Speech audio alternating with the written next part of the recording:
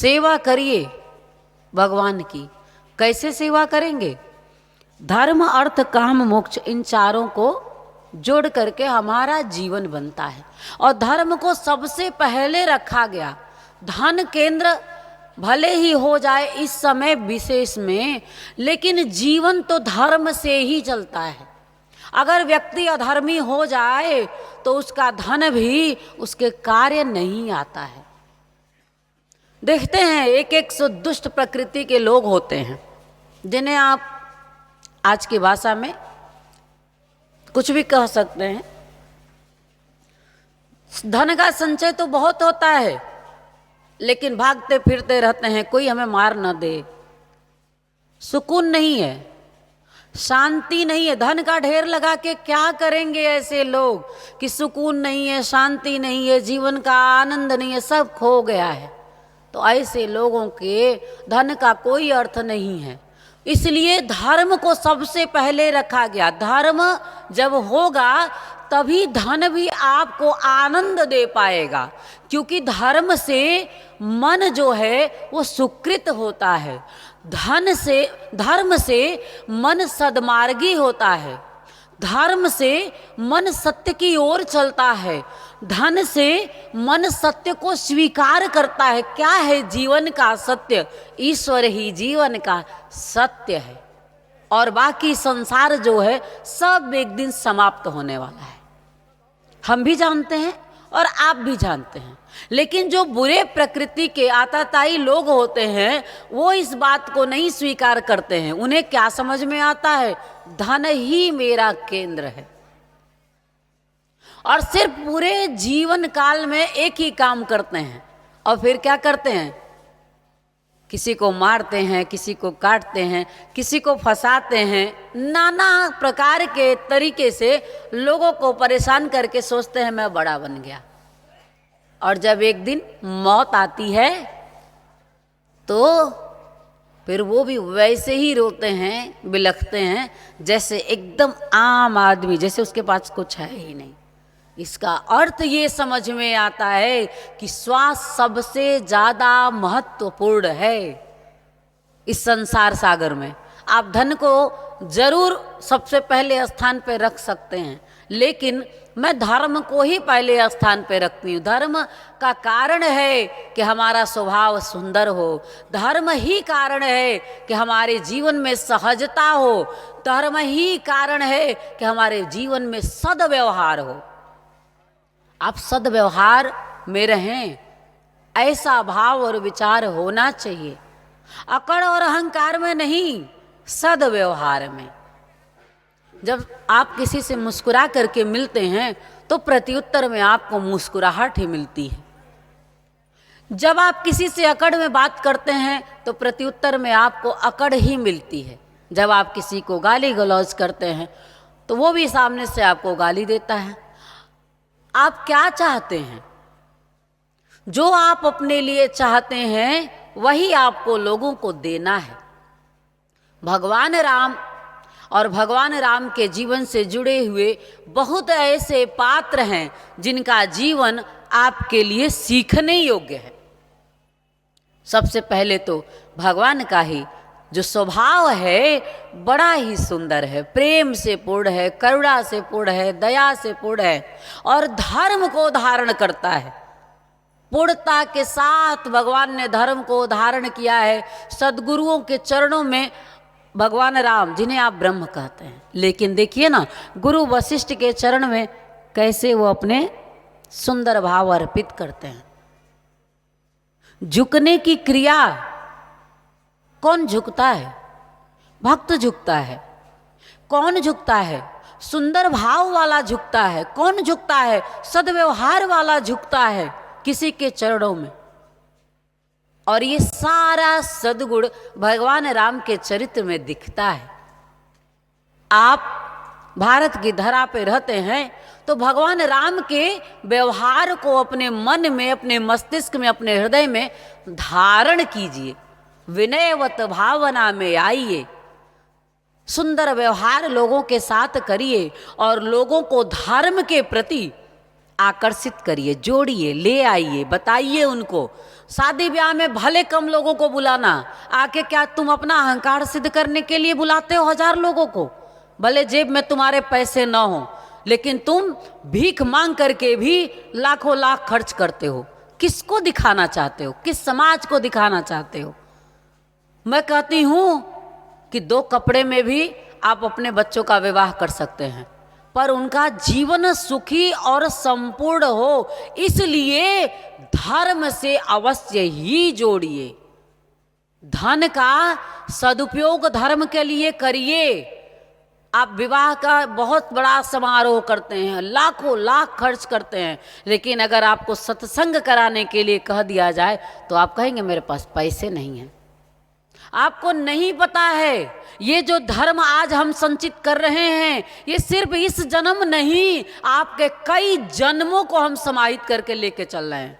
आप बैंक में पैसे रखते हैं, आप मरेंगे तो छोड़ के चले जाएंगे, लेकिन ये जो संचय आप कर रहे हैं, हम आपके कई जन्म जन्मांतर के लिए आपके आत्मा के साथ जोड़ रहे हैं। ये एक ऐसा धन है धर्म का कि जो यहां छूटेगा नहीं। जो आप जी रहे हैं वो आपके स्वभाव के साथ जाएगा, और अगर आपने अपने बच्चों को धर्म के मार्ग पे चलाया तो आप निश्चित ही उनके जीवन में सुख शांति समृद्धि लिख जाएंगे। संसाधन से सुख भले ना मिले, वस्त्र की आवश्यकता है तो वस्त्र धारण करिए, लेकिन वस्त्र के लिए ही लालायत रहिए। बहुत सारी महिलाएं ऐसी रहती हैं, कोई तीज त्योहार पड़े, भले पति के जेब में पैसे ना हो, लेकिन उन्हें कपड़े खरीदने ही खरीदने, गहने खरीदने ही खरीदने। क्यों अनावश्यक इस तरह की आपके मन में भावना? आवश्यकता के भोजन की आवश्यकता जितनी है उतना ही ग्रहण कीजिए, छाजन की जितनी आवश्यकता है उतना ही संचय कीजिए। लालायतपन मन में नहीं होना चाहिए, लालच मन में नहीं होना चाहिए, और ऐसी भावना नहीं होना चाहिए कि सिर्फ संसार में संसाधन के माध्यम से ही लोग मुझे बड़ा समझेंगे।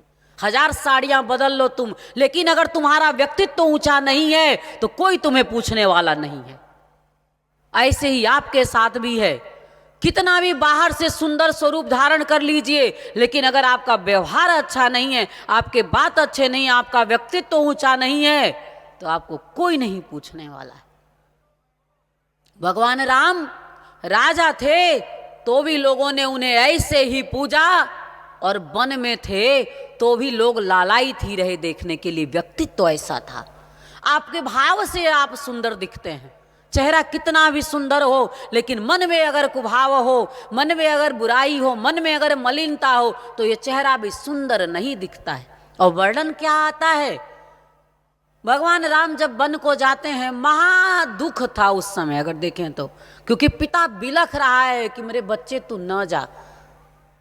तो जो राम जैसा पुत्र होगा, जिससे अगाध प्रेम है अपने पिता से, अपनी माँ से, अपने लोगों से, उनके हृदय में भी तो वही पीड़ा होगी ना। लेकिन फिर भी उस दुख में भी जब वो वन में जाते हैं तो जो देखता है वो ठहर जाता है, जो देखता है वो देखता ही रह जाता है। इतनी सुंदरता, इतनी कोमलता, इतनी पावनता, इतनी दिव्यता, इतनी श्रेष्ठता, किस बात की श्रेष्ठता थी? जब दुख में हम होते हैं, कितना भी सुंदर चेहरा रहता है मुरझा जाता है। वो इसलिए इतने सुंदर दिखते थे क्योंकि मन मलिन नहीं था, मन में ईर्ष्या द्वेष नहीं था, मन में कोई झूठ नहीं था। राजा थे तो राजा थे। राजा का अर्थ समझते हैं? राजा सच पूछो तो भगवान के, प्रजा के लिए भगवान के समान ही होता है। लेकिन कोई कोई राजा बन पाता है, और भगवान राम सच में राजा थे। उनका सद्व्यवहार ऐसा है कि वो बड़े ही सुंदर दिखते हैं। आप भी सुंदर दिखना चाहते हैं तो अपने मन को धर्म से, धैर्य से जोड़िए, धैर्य को धारण करिए। माता सीता का जो चरित्र है, उन्हें अगर आप देखिए तो धैर्य को धारण करती हैं, बड़ी सुंदर लगती हैं। एक स्त्री में और पुरुष में भी, दोनों में भी धैर्य होना चाहिए। संसार में आए हैं तो सुख भी रहेगा और दुख भी रहेगा।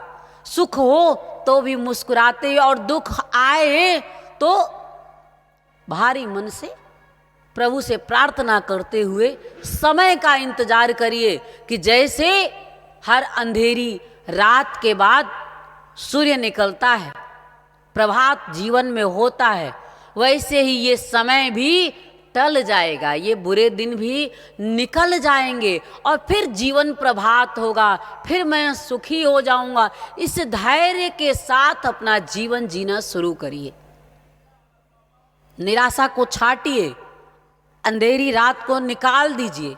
और कर कौन सकता है? आप ही कर सकते हैं। भगवान राम का चरित्र हो या माता सीता का चरित्र हो या रामायण में ऐसे बहुत सारे भगवान राम के साथ जुड़े हुए पात्र हैं कि सब कुछ न कुछ आपको जीवन दर्शन देते हैं और मंथरा भी देती है। रामलला महोत्सव है तो भगवान राम से जुड़ी हुई सारी बातों पे अवश्य हम आपसे बात करेंगे, जितना समय हो उस अनुसार। तो मंथरा भी है। मंथरा क्या करती है? कुटिल मन। मंथरा का सिर्फ मंथरा नाम से नहीं, कुटिल मन, दुष्टा मन, ईर्ष्या का मन, द्वेष का मन, अपने और पराये का मन, इस कारण उसका मन खराब हो गया। और मंथरा, आपके साथ भी बहुत मंथरा लगी रहती हैं।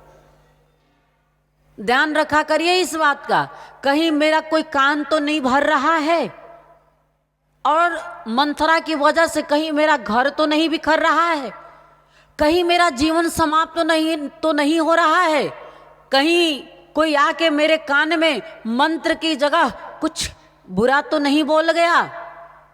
इतने कैकेयी की तरह कच्चे मत बनिए, नहीं तो कैकेयी का घर जैसे बिखर गया वैसे ही फिर आपका घर भी बिखर जाएगा और हम आपके साथ रहते हुए भी कुछ नहीं कर पाएंगे। भगवान राम थे तो कैकेयी के साथ माता थी और प्रेम भी बहुत करते थे। आपको भी मैं ये इस उदाहरण से बहुत अच्छे से आपको समझाना चाहती हूँ। इस भूल और भ्रम में मत रहिएगा कि आप कुछ भी कर रहे हैं, कैसे भी कर रहे हैं, गुरु है ना संभाल लेगा मुझे। नहीं संभाल पाएगा, क्योंकि प्रकृति का नियम ही यही है, जो कर्म भाव और विचार होंगे वो उसके माध्यम से हमें भोगना पड़े। भगवान तक को भी भोगना पड़ जाता है तो मनुष्य क्या है? आपको पता है भगवान राम को बन जाने का विधान क्यों बन गया? शिव महापुराण में एक कहानी आती है नारद जी की। नारायण विष्णु के अवतार ही तो भगवान राम माने जाते हैं। तो शिव महापुराण में एक कहानी आती है कि एक बार नारद जी को मन में एक अहंकार आया कि मैं काम क्रोध पे विजय प्राप्त कर चुका हूं। और जैसा ही मन में ये हुआ कैसे था, वो हमेशा भक्ति करते रहते हैं ना भगवान की, तो भगवान की भक्ति के माध्यम से ऐसा मन हो गया था उनका। लेकिन जैसा ही उनके मन में जब भाव आया तो दौड़ते चले शिव जी के पास बताने, सोचे कि सबको बता देता हूं। आपके मन में भी ऐसा आता है, मन का स्वभाव ही ऐसा है, वो दौड़ दौड़ के अपनी बखान करता रहता है। आप लोग भी बहुत बार ऐसा भ्रम में करते रहते हैं। नारद जी भी कहते हैं ना, अच्छी चीजें छुपा के रखिए, कब किसकी नजर लग जाए पता नहीं चलता है। तो दौड़ के गए, बता कर के आए कि मैं तो विजेंद्रिय हो चुका हूं, अपने काम क्रोध पे संयम कर चुका हूं। शिव जी के पास गए, बताए, उन्होंने कहा मुझसे कह दिए तो कह दिए, अब किसी से मत कहना। लेकिन कहाँ मानने वाले, फिर दौड़े हुए गए, ब्रह्मा जी को बता दिए, नारायण को भी बता दिए। अब भगवान शिव को क्रोध आ रहा है कि मैंने मना किया था लेकिन ये नहीं मान रहे हैं। जब बुरा दिन होना होता है तो मनुष्य का स्वभाव ऐसा हो जाता है, लाख समझाइए वो समझता ही नहीं है, वो बुरा करने पे ही उतारू रहता है। वो भी ऐसा ही कर रहे थे, नारायण के पास गए। अब देखिए, जब नहीं माने तो फिर भगवान ने अब रचना कर दी कि रुको मैं तुम्हें बताता हूं। फिर कहते हैं नारायण के पास गए तो कहते हैं नारायण की अब आप धरती पे जाइए और भगवान शिव का बखान करिए। नारद जी आते हैं, लेकिन उससे पहले एक नगरी बसा दी जाती है और उस मोहिनी नगरी, ऐसा शिव महापुराण में वर्णन आता है। और यही मोहिनी का रूप धारण करके एक राजा, नगरी सोचो कुछ है नहीं लेकिन बसा दी गई, मोह की नगरी, माया की नगरी। आपके साथ भी ऐसा ही रहता है, धनवान होते नहीं हो धन का घमंड होता है, रूपवान होते नहीं हो रूप का घमंड होता है, कोई मान सम्मान हो ना समाज में लेकिन आपको अहंकार होता है कि मैं कुछ हूं। सही बता रही हूं, ये बहुत बड़ा एक भ्रम है मनुष्य के साथ। बड़ी छोटी सी इकाई है हम इस संसार सागर में, हमारा अस्तित्व ऐसा है कि फूंक मारे भगवान तो हम उड़ जाएं। भगवान के आदमी तो छोड़िए, मैं सिर्फ भगवान की ही बात करती हूँ। अच्छा बताओ, भगवान के सामने हमारा और आपका क्या अस्तित्व है यार? कुछ भी तो नहीं है, पानी के बुलबुले जैसे तो हैं, छुएगा तो हम फट जाएंगे। किस बात का अहंकार करना, काय को परेशान रहते हो? और किस बात की चिंता भी करना? क्या हजारों वर्ष जीने के लिए आए हो क्या? 25, 50, 60, 70, 100 के अंदर इसी मट के इस संसार से विदा हो लेना है, तो किस बात का दुख? जैसा जो चल रहा है प्रयास करते रहिए, अच्छे के लिए प्रयास करते रहिए, अच्छे के लिए प्रार्थना भी करते रहिए, अच्छे के लिए। लेकिन जीवन को दुखी मत करिए, परेशान मत करिए अपने आप को कि नहीं नहीं नहीं बस संसार संसार संसार, यही करते करते राम नाम सत्य। गुरुजी अक्सर शिविर में करवाते हैं राम नाम सत्य। अरे तो इतना जरूर ध्यान करो, कितने साल के हो गए? 25, 50 साल के, 60 साल के हो गए तो कितनी उम्र ही बची है कि उसके लिए पागल हुए जा रहे हो? संसार जितना सजा है बहुत सुंदर सजा है, और सजाने की कोशिश जरूर करना, पर दुखी मत होना, परेशान मत होना, और नहीं तो आपके साथ भी ऐसे ही खेल हो जाएगा। तो माया की नगरी बसा दी गई और भगवान ही मोहिनी का एक सुंदर रूप लेकर के स्त्री खड़ी हो गई सामने। अब नारद जी को लगता है कि मुझे भी विवाह करना है। स्त्री को देखा, अक्सर स्त्रियों को देख करके पुरुष सब भूल जाता है, अपने आप को ही भूल जाता है, अपना व्यक्तित्व तो भूल जाता है, मैं कौन हूं ये भूल जाता है, स्त्री के पीछे भागना शुरू कर देता है। अक्सर आज भी ऐसा बहुत समाज में ऐसा सुनने को मिलता रहता है कि आए दिन एक नाना प्रकार की घटनाएं घट रही हैं। वैसे तो मैं कहती हूँ, हे प्रभु, स्त्री हो या पुरुष, अगर कोई किसी से जुड़े तो सिर्फ प्रेम भाव से जुड़े, ऐसे विकृत मन से ना जुड़े कि मैं तुम्हें मारूं और तुम मुझे मारो।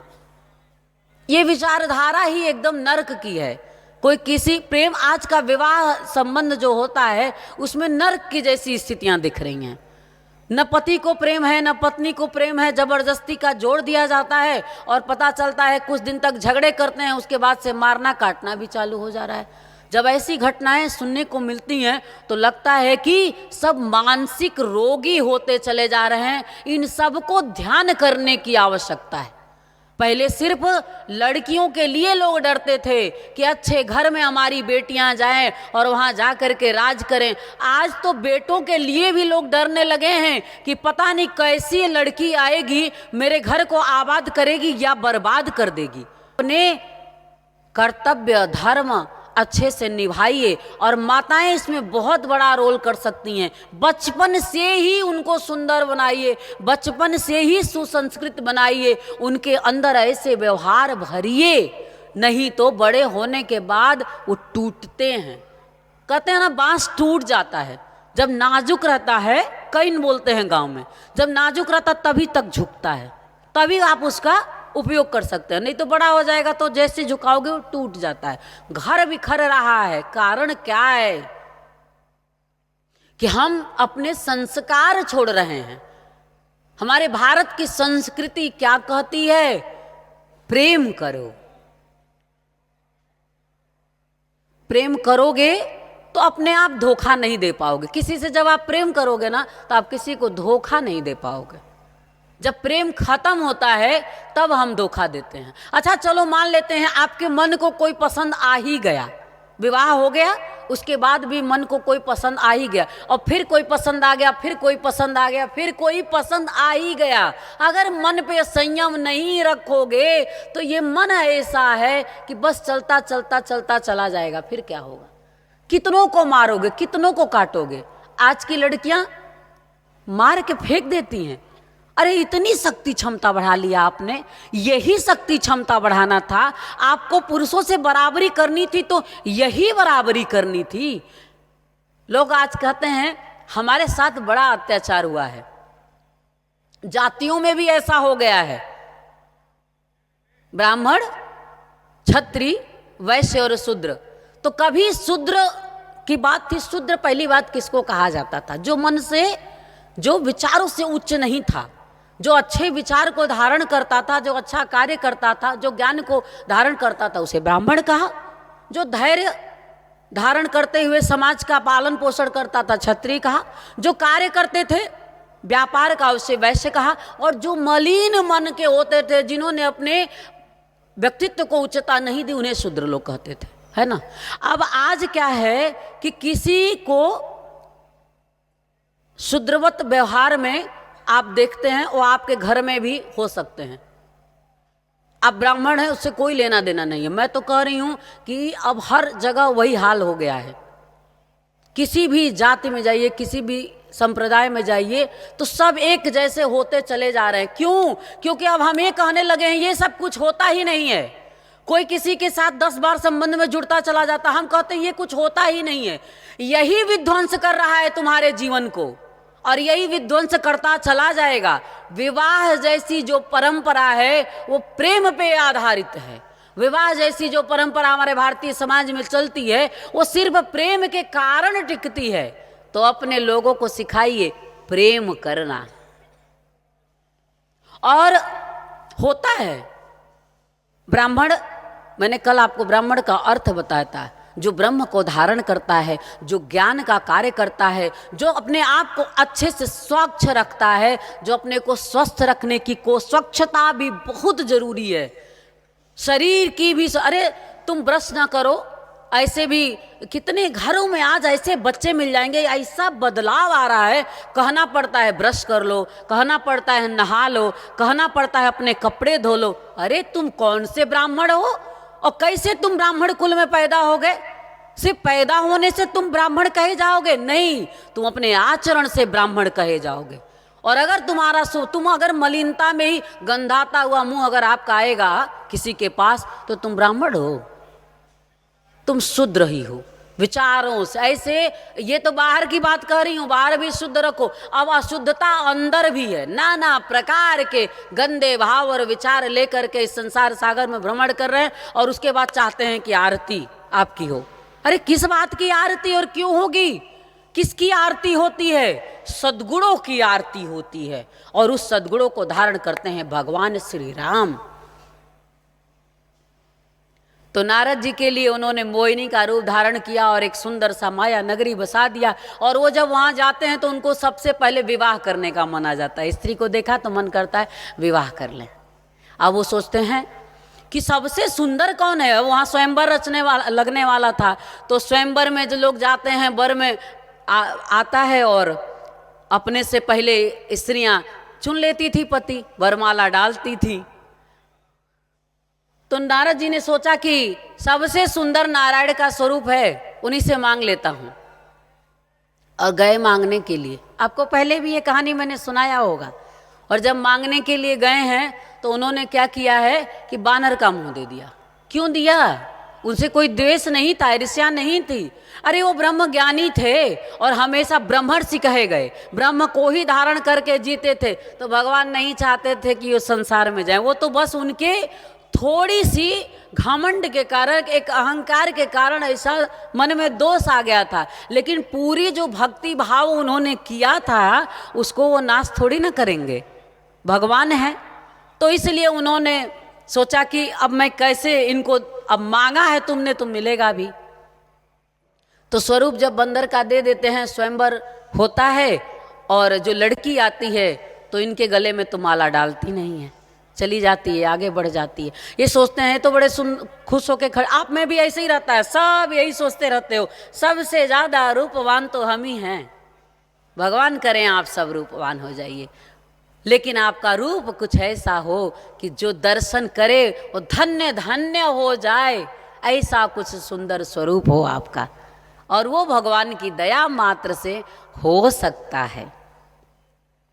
तो जब देखे कि